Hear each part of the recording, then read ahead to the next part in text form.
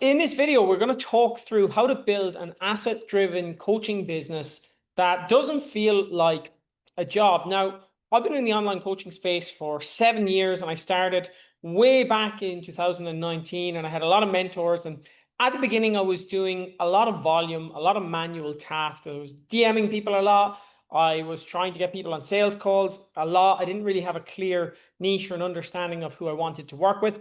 And I built a pretty successful business just through sheer hard work and reps. But I could never break past a certain point. And I scaled 3 different offers to 10K a month over the course of 3 or 4 years. But I always used to get to that point, and I just couldn't seem to get past that. I couldn't hustle past that. I couldn't work uh, past that point. And that's what got me really interested in things like leverage, things like assets. And over the last couple of years, I've completely gone down the rabbit hole. It's completely transformed how I think about business. And I'm going to share it with you in this video. So my phone is here, my laptop is here. I might be kind of like jumping over and back between the two. But I want to just start by explaining what most coaches are doing wrong right now. So like I mentioned, back in the day, I was doing a lot of manual work and it worked. But now a lot of people are doing the manual things, right? A lot of coaches are creating very generic content. They're trying to jump on the next trending reel or next trending sound. They're just bombarding a ton of people with messages, but they don't really feel in control of their sales and their marketing. And they feel like they're just trying to push things uphill. They don't feel like this is getting easier. In fact, it may feel like it's getting harder. They don't really have any assets. They don't really have any leverage. And they are stuck in what I call profit and loss thinking versus balance sheet thinking. So I want to just kind of explain this before we go into how to build a business that runs on assets. If you think in terms of profit and loss, and by the way, I've been guilty of this myself, I still can fall into this profit and loss mindset. But if you're thinking in terms of profit and loss, you're thinking, how much money did I make this month? Was the business profitable? I need more clients next week. I'm a little bit behind. There's nothing inherently wrong with that thinking at times, but it misses the bigger picture. It's almost like the person who's on a weight loss journey, who's just constantly chasing the scale and constantly chasing that body weight drop, but doesn't actually have a system of habits or routines and an environment that's going to sustain that long term. So they're putting a lot of energy, a lot of activity, a lot of motion into this, but it's not actually making things any easier for them, even if they're getting results. So you might find that you are getting results right now, but you're having to work so hard for them, and you're not enjoying your business, and you're not excited by your business, and you're probably at, a couple of grand a month, 2, 3, maybe even 4 or 5 grand a month, but you feel a bit stuck and you feel like you can't get past that. And that is because you're lacking leverage. So when we think about balance sheet thinking, on the balance sheet of the business, of any business, there are liabilities and there are assets. And essentially the balance sheet is an overview of what the business is really worth. It's the real value and the real worth of the business. Profit and loss is more around cash flow and the amount of money that's coming in and out of the business. But for example, I look at me right now, and if I looked at myself, the individual, as a business, if I looked purely from a profit and loss standpoint, I might think that because last month was lower revenue than the previous months, that my business is going downhill, it's on a decline, everything is awful. However, when I take a look at the business overall and I look at balance sheet thinking, what actually happened last month was I did almost no sales activity for the entire month because I spent the month building a sales asset, which is an automated sales funnel with a front-end product, which I'm hopefully going to get profitable, or at the very least break even, so that somebody can buy my product, join my email list, and the product will pay for the advertising to bring the eyeballs in. So basically I spent hours and hours, too many hours. I spent like 60 hours working on this funnel, sorting out Facebook ads, sorting out the funnel, sorting out the sales page, getting it all to work, then finding out parts weren't working. And I spent a ton of time and money as well on getting this asset up and running and off the ground. And as a result, because I wasn't doing any sales activity in my business, the revenue for the month was way lower than the previous month. Now, it wasn't like way lower, it wasn't like terribly lower, but it was like considerably lower than the previous couple of months because I didn't focus on it. Now, with profit and loss thinking, I would be very stressed out, and I that did come up for me. But when I actually zoomed out, I was like, well, what is the value of the thing that I created this month? And if I project that value out over time, yes, I made less money this month. Yes, I didn't make as much money as the previous couple of months, but I added something of far greater value to my business. And that's the difference, right, in profit and loss and balance sheet thinking. So I want you to think about, if you're going into work and you're opening your laptop and you're just doing a bunch of tasks and it feels like you're getting stuff done, this is profit and loss thinking, right? It's like, okay, I had a load of conversations, I signed up some people, and it was a good week because I made some money. That's profit and loss thinking. Whereas balance sheet thinking is, I didn't chase the €1,000 upfront sale this week, but what I actually did was I spent my entire week building an asset, building a course, building a piece of content, long-form content, or a series of long-form content that's going to actually go out and work for me. So longer term, I've actually built something this week versus just I did a lot of work and I made some money, to I actually built something this week. So that's something that I want you to think about as we go through this, the difference between profit and loss and balance sheet thinking. Now, we all know this, right? Assets create income and autonomy and freedom.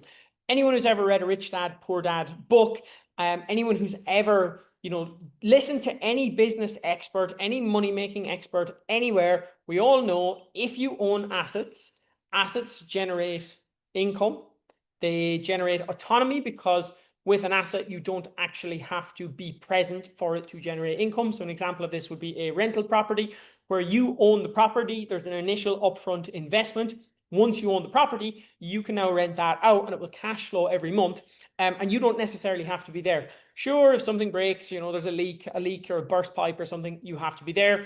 But generally speaking, you don't actually have to be there every day in order to collect rent at the end of the month. So it creates income and it creates autonomy and freedom because it gives you the chance to actually go and live your life while this asset is paying itself off if there's a mortgage. And then once it's paid itself off, it's cash flowing to you.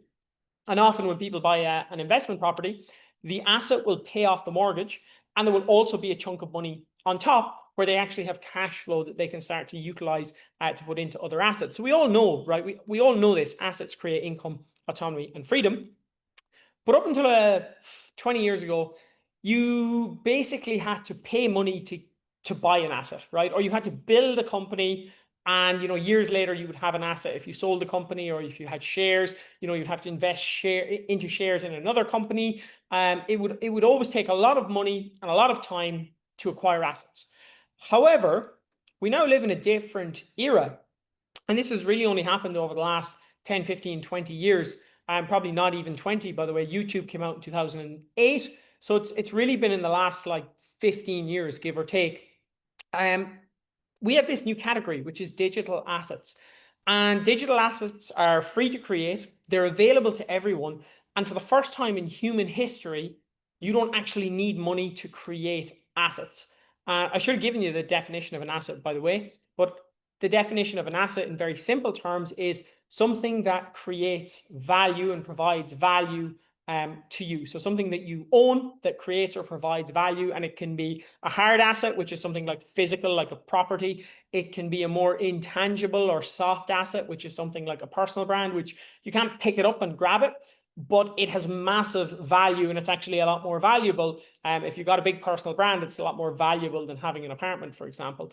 You just need to look at the people in the world with the biggest personal brands. You look at people like Alex Hormozy, Daniel Priestley, Iman Gadzhi, all these guys. There's a reason they're pumping their money into content and personal brands, and they're not just buying rental apartments everywhere, right? Because it's a lot more powerful. So these assets are now free to create, and they're available to everyone, which is great because you can go and create them starting today. The downside is so can everybody else. So it's getting more and more competitive for you to try and create them. Now, one of the important things as well, just to note, is as AI is coming, if you are building your business on very manual tasks, generic content that anyone can reproduce, lots of just, spamming people with DMs, all of this stuff is going to be replaced by AI. and you will never be able to like outproduce AI. So if you're trying to do volume, right, you're going to like, I'm going to create as much content as possible. You're not going to be able to actually keep up, because AI is going to just do that. And then you have people like Hormozy, Eman, and they're putting hundreds of grand every month into their content team. But what they have on the back end is they have assets, they have funnels, they have sales pages, they have client acquisition systems, they have client delivery systems. They've got a full ecosystem of assets, which we're going to talk about today, that content is feeding into. Now, if you're just trying to create a ton of content, but you don't have any assets to feed it into, you're just doing a ton of manual work, and it's not actually building to anything. So while it's great that we can create these assets and great that we can go out and work really hard, we need to make sure that we actually have like this system and this ecosystem in place. So we're going to walk through it now. If I can find my diagrams. Yes, I can find my diagrams. Okay. So there's three categories of assets, okay, when it comes to online business specifically, and particularly like, creator or coach-led online businesses. So if you're a one-person business and you're building online and you're using Instagram and LinkedIn and these platforms, there's going to be three specific categories. In category one, we have identity assets, and these are primarily intellectual property and personal brand.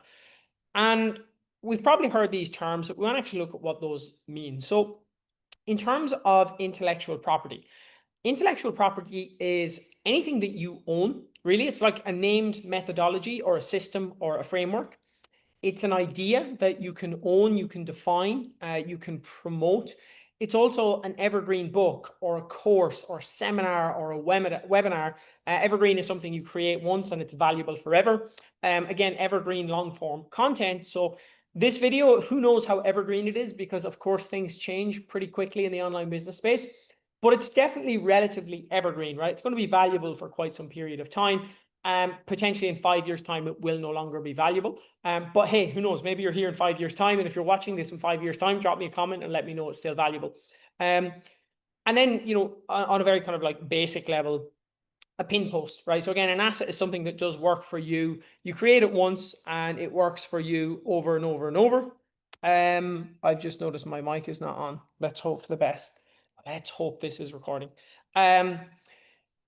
It's something that you create once and then it's valuable over and over, right? So it's there over and over. And your personal brand is also something that's going to be valuable. So just in terms of intellectual property, I have one client and he's an author and he's written a book, brilliant book, MVP, for athletes, right? He's a mindset coach, performance coach, Tony O'Gregan. He's an ex-All-Ireland winner with Galway as a minor hurler. He's also been in multiple All-Ireland finals. He's had multiple All-Star nominations. He's got a business All-Star. He's like really high-level guy. And he's written this book. And that book is a piece of intellectual property. So, because he wrote a book, his ideology and his way of thinking, got him into newspapers, it got him into TV, it got him into radio stations, it got him all of this publicity.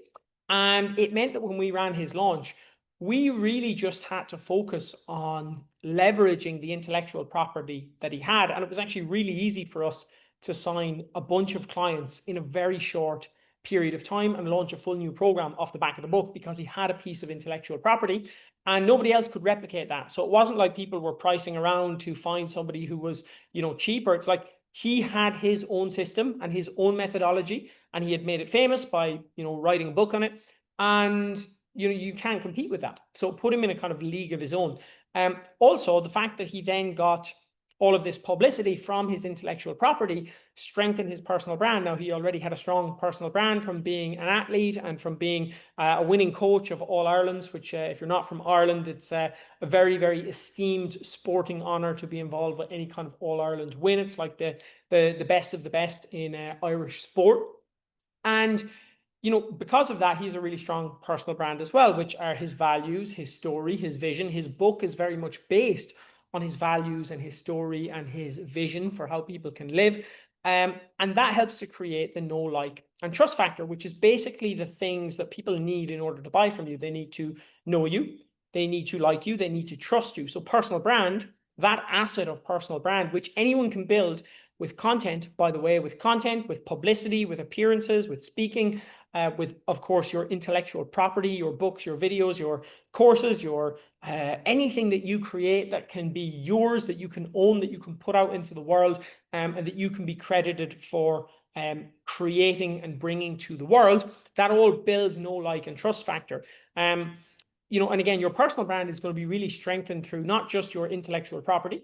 It will strengthen your personal brand, but your personal brand is really built through your daily content. If you do speaking gigs, if you do podcasts, any long form content like this, like you're getting to know me through this video, how I look at the world, my values, my vision. I've told you a little bit of my story at the start. And, maybe if you know, like, and trust me, you will think, hey, well, actually, I'd love to build an asset-driven business, and maybe Owen can help me out with that. And of course, in this video, I can just say to you, by the way, if you want some help with any of this stuff, just hit me a DM on Instagram, or you can join my email list below. There'll be a link there somewhere where I basically share updates on this stuff every single day, and I eat, sleep, and breathe online business and asset creation and everything that's going on. So if you want to be kept up to date and you feel like I'm a trustworthy source, you might go and join. So that's personal brand and intellectual property. These are the first two assets, and they are in category one. And identity assets can be built immediately. Now, you might go, Owen, I don't have 5,000 euros to go and write and produce a book, and that's absolutely fine. Your methodologies and your systems and your frameworks can simply be how you service clients, how you get clients results. They can be small things. It can be a 60-minute training that costs you no money to create. And if you can find ways to solve problems better than other people, that's going to be a great place to go and actually create a methodology or system or framework. And also, just bigger picture, if you think of Tim Ferriss, the 4-Hour Work Week, James Clear, Atomic Habits, all of these people have massive ideas and massive intellectual property. And they also have massive personal brands, right? So they have both of these identity assets. Now, beyond identity assets, because some people will have a really powerful personal brand and they still won't be making money. So I've had some clients who had, 100,000, 200,000 followers for being really good at calisthenics, but just that was all they had. People followed them because they were good at doing handstands and they were good at doing like cool calisthenics tricks. And they had a really powerful personal brand in terms of like, this guy is amazing for calisthenics, but they didn't really have anything else. The second category of assets are market assets. And these are basically the assets that translate from just people liking you and knowing you to actually being ready to pay you to solve problems. So the first one here is positioning. Now, with positioning, you've basically got where you position yourself in the market, what you position yourself against, who you are, what you do. And this comes down to your niche and your messaging, the problems that you solve, the solutions that you provide to those problems, the demographic and the psychographic of the person who you talk to, and the enemy of, who are you against? So in my case, I absolutely hate this, like dancing on Instagram, making stupid faces on reels, doing ridiculous dances on reels just to get attention. I don't like that. Like, I don't want to do it. I think people sell their soul to some extent, and it's just like, who can be the bigger clown and who can act more ridiculous and who can be like more jumpy around and more entertainer. And for me, that I just find that clown-like behavior not interesting to me. And I also just don't think like you've truly built a valuable business if you need to do that, right? I feel like it's like, I don't know, teenagers doing stupid things to get attention, right? Like that's kind of how it feels.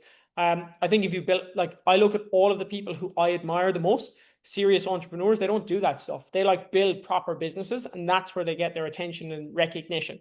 They don't like just jump around and act a clown. Again, if you love that, that's fine. You can, absolutely take it. Maybe it's an asset for you, but for me, it's not. So that's my enemy personally, but you basically want to have clear positioning of like who you're for, who you're not. Your positioning is also going to be made up of other smaller assets like social proof, testimonials, before and afters. These are all assets that are part of your business that you can use. Case studies, pricing power is an asset, but your other assets create pricing power. And this is, going to be a combination of your positioning, your personal brand, your intellectual property, how well regarded you are, your kind of self-leadership, which we'll look at a little bit further down. But positioning is going to really allow you to charge more, allow you to work with higher level clients. And it's going to be the difference between being seen and then actual people wanting to work with you and pay you. So you can get a ton of exposure, and there's a ton of people with massive followings who are not making any money. And that's because they've got a good personal brand, but they don't have any actual positioning. They don't solve a problem. They're not actually useful to their audience. They're just entertaining, but they're not useful. And we need to be either entertaining or educational or just interesting to follow, combined with actually being useful as well. And, you know, our use case is a massive asset as well. If you can solve a really painful problem for somebody, your ability to solve that problem is an asset. And the more niche you kind of go, the bigger that asset actually becomes, because you can be better at solving that problem. Second asset here in terms of market assets that you can create, again for free, is your offer stack, right? So you want to have different offers that appeal to different people at different stages. And, you know, you want a lead offer, which is there for creating prospects. You want a micro offer, which is like a small customer offer to create a customer.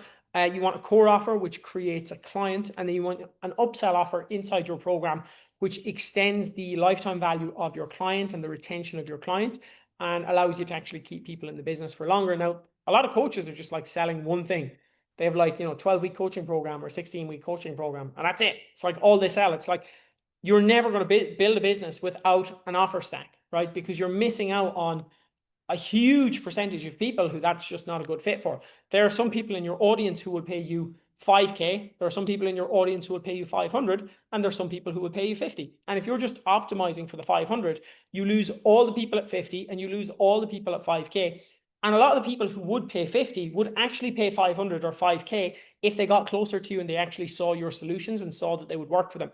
So having a really clear offer stack that caters to different people at different stages of buyer readiness is really, really important as well.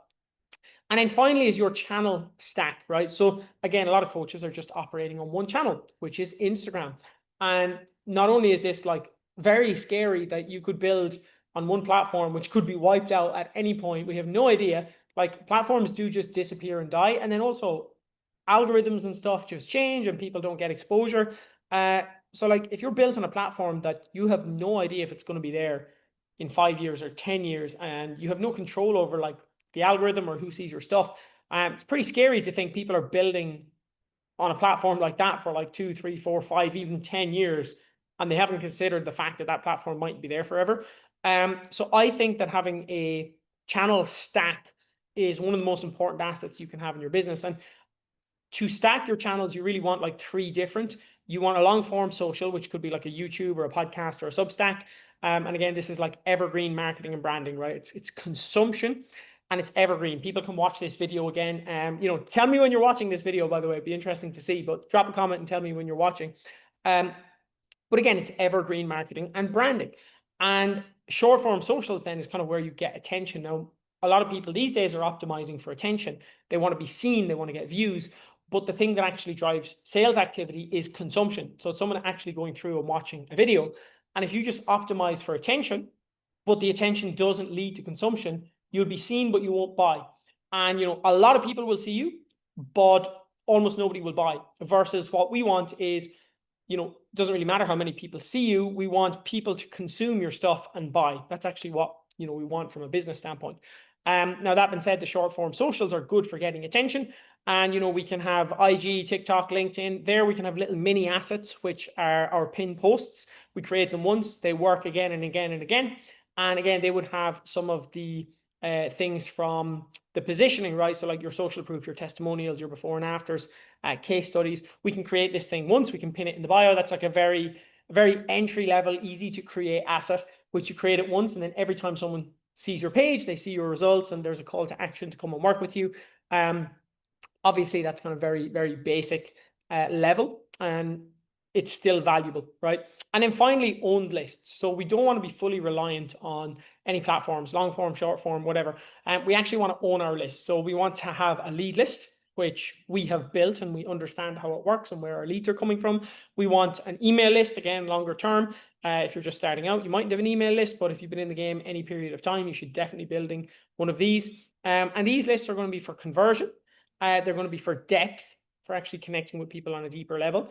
and they're going to be for durability and security. Okay, and you can join mine in the link below, and you'll see how deep I go on these topics and how valuable that is, and how much trust it's going to build with people when they can actually see, wow, he posts about this every single day, and I can basically get an education for free when I drink my coffee in the morning by just joining this list. So those are the kind of market assets. Now, we're kind of working our way down here. So the first one was just about actually being unignorable, people noticing you, people trusting you, knowing you, liking you, actually having things that you own that separate you from everybody else. The marketing assets then, of course, are, you know, your assets that create demand and get people to want to pay you and to want to work with you. But these are the things that once they're in place, we can then actually start to scale them with the third category of assets. Now, also, these are not always linear, right? So like, it's going to be hard to collect or create intellectual property, like write a book, for example, if you don't know what this market assets section looks like, right? Like if you don't know who you work with, how you help them, what solutions you provide, like it's kind of hard for you to write a book that's useful. So, you know, you need to kind of look at all of these areas. It's not necessarily like you have to start with identity assets. And some of my clients are working, usually most of my clients only have a couple of these in place, and then they're always like working on adding in more of them. The ideal is to get all 9 assets and all 3 categories locked in, and then you can really, really scale. So let's go to the third category, which is systems assets. And this is the third and final category. So in systems assets, we've got marketing assets, sales assets, delivery assets, and self-leadership assets. So marketing assets, these are things that, you know, we can actually use for marketing where we don't have to manually send DMs to people all the time. Now, at the start of your journey, you do have to do that because you have to prove your concept, prove your offer.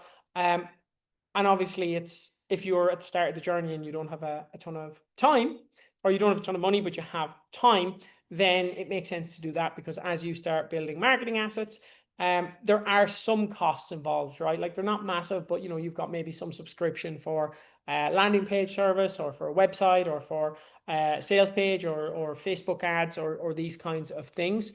But essentially, what we want to have here, and I've just realized I've made a mistake, delivery assets should actually be above sales assets here. Really, they should be the other way around, but I've written this bit a little bit backwards, so we'll work through it anyway. Marketing assets, right? Landing pages, email system, or email list, which actually, you know, your funnels funnel into the email list. Your email list is also an asset as you use it. Your platform cross-pollination, or your ecosystems. So having all of these channels, it's great to build the channels because you're now built on different kind of chunks of ground, for want of a better phrase. And you're using these different channels for different things. But then from a marketing standpoint, you can actually get all of these channels to interact with each other, and you can turn it into an ecosystem versus just having random stuff everywhere, where these assets now all interact. And a YouTube video sends you to an email list, an email list sends you to a scaled product. You buy the scaled product, you get a ton of value from it. Then you go from the scaled product to the one-to-one coaching. Then you're in the one-to-one coaching, you get invited to a mastermind. Like, you can build this entire ecosystem that if you just put somebody in at one point, they start to get sent through the ecosystem until they find something that's a good fit for them.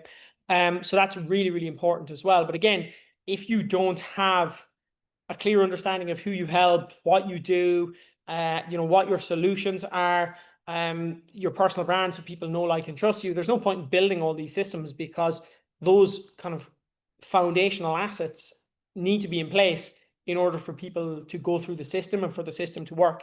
So these are kind of the systems that would be, and assets that would be put in place after the first few. However, there are some that you might like immediately put into effect as well. In terms of delivery assets, so this is when people join the program, and a big difficulty that a lot of coaches run into is they're doing a lot of manual stuff, right? They're creating programs, they're onboarding people, they're messaging clients, they're sending links, they're like, it's all just very clunky and manual. And they don't actually have assets. So like an onboarding asset might be something very simple, like a 3-part kind of video course explaining to a client how to set up their nutrition, how to set up their app, how to do this, that, and the other, if you're in the fitness space. If you're in a different space, of course, it's going to be a little bit different, but having something that you create once and that can provide value and take back your time and your energy again and again and again and again, that is definitely going to be an asset in your business. Client management and solutions assets. So again, inside my community, I have a ton of trainings on specific things, like really breaking things down in granular level detail. So when a client comes to me and says, hey, I'm struggling with this problem, I don't have to coach them on the problem. I'm like, I have a system for solving this problem. Here's the system. Watch the video, implement the system. There's the document. You have everything you need, and then come back to me with questions. And then most of the time, they don't even need questions because everything is so well detailed in the system and in the asset that that asset goes and does the work for me, and it saves me time and it saves them time, and they just get a much better result and a much better client experience. And again, I create it once. Scale coaching delivery. So this is having different tiers that you can invite people into. Multiple different tiers and having scalable coaching. So you're not just tied to your time for money. Every time that you sell your time for money, you are losing out in leverage. Now, I sell my time for money, but I sell it at a higher rate. But there's also pieces of my business which are very scaled. And that means I can make a lot of sales. I can get a lot of people in the door without actually incurring a huge amount of my time. And then I can upsell people from there if I want to. And then also offboarding and re-engagement assets. So if somebody finishes, can you offboard them nice and easily? Do you have a way to re-engage them with an asset? Maybe you have an email list where when somebody offboards 3 or 4 weeks later, they get an email and they get asked to just give a bit of an overview of how they've got on since they left the program, and you basically can continue that conversation. Again, re-engagement assets, there's lots of stuff that you can create for re-engaging past clients, and you create it once and then you can automate the way that it gets sent out as well. Sales assets. So obviously we would normally go marketing, sales, and then delivery, because you market to people and then they buy it and then we deliver. But it's just, I'm not sure why I wrote this not in the right order. Sales assets would be like scaled products and solutions. So I have scaled products and solutions. I have sales funnels. I have content funnels where the content may funnel to something to buy. So I have a YouTube video which actually has a call to action to go and buy a scaled product that works quite well. For me, it doesn't do a huge amount of volume, but every now and then somebody comes through, they buy the product, and then part of the product is they go through some content and then they book in a one-to-one call with me. So instead of me hunting for people to take a sales call with and chasing people around the DMs, I have this one piece of content that can automatically charge somebody €49 and sell them a little bit of a course and then book them in for a call. So I'm actually being paid to book in a sales call, right? Which again, it's content driven. I have sales funnels as well, which are paid advertising, so paid traffic funnel, which is currently not actually profitable on the front end. So on the front end, I lose a little bit of money at the moment, but we'll get that profitable pretty soon. And then on the back end, I will be profitable because I will upsell people from that as well. So this is like being able to just scale things out where you do a lot of work, you build out this funnel or you build out this system, and now you can just put people into the system and it takes back your time as well.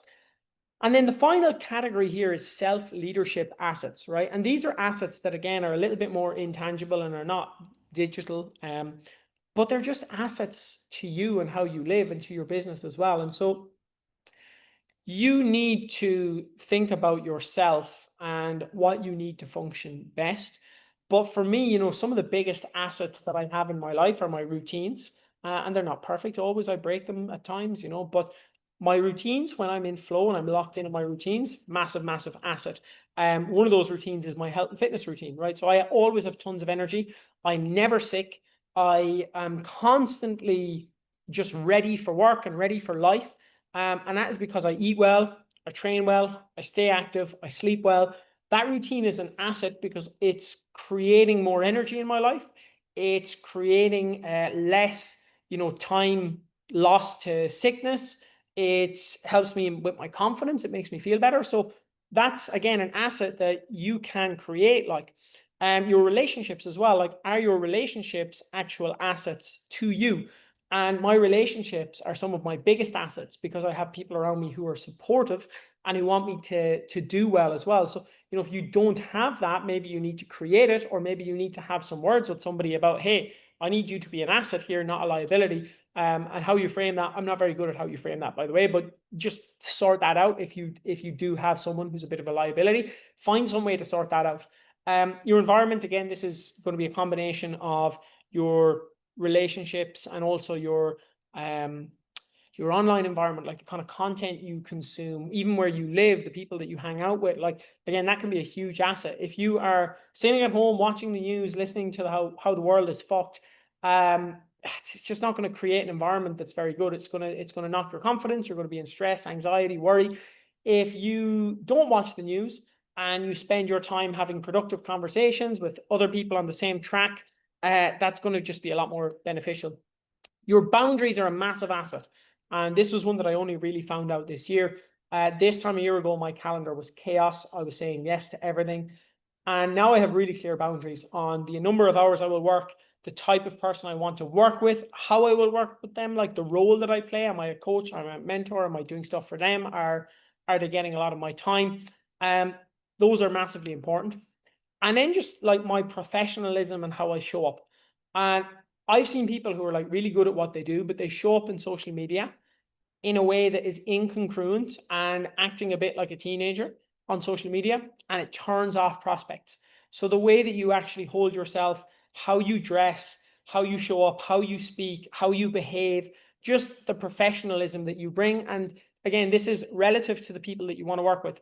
If you want to work with young lads who go and get shredded to go to Ibiza, then of course you can be a lot more lackadaisical and you can be, probably pretty vulgar with your content, and it's okay, right? You could make a lot of probably silly jokes and that kind of stuff. But if you're working with like executives or you're working with business owners, you don't want to be acting the clown and then trying to work with these people, because they're not going to take you seriously. So your professionalism is a massive asset as well. So those are the three categories: identity assets, category 1, market assets, category 2, systems assets, category 3. Inside each of these, by the way, I've given you a quick overview, but there are way more that you could potentially put in here. And yeah, I hope that was helpful. If it was, hit subscribe and make sure to catch the next video.